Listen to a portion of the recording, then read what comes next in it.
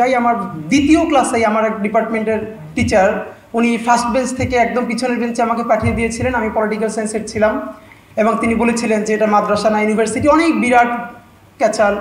তো আমার বন্ধুরা আমাকে বলেছিল তুমি ড্রেসটা চেঞ্জ করো অন্তত। তো ওদিন থেকে আমার মনে হয়েছিল যে বাংলাদেশের মতো জায়গায়ও আমার এতটুকুন আইডেন্টিটি ক্রাইসিসের মধ্য দিয়ে যেতে হবে, এইটা আমি যাব না। এইটা না যে এইটা ছেড়ে দিলে আমার যারা প্যান্ট শার্ট পরে তাদের পাপ হয়, সেটা না, কিন্তু আমি ভীষণ স্ট্রিক্ট ছিলাম যে আমি এভাবেই থাকবো, তাতে কপালে যা আছে।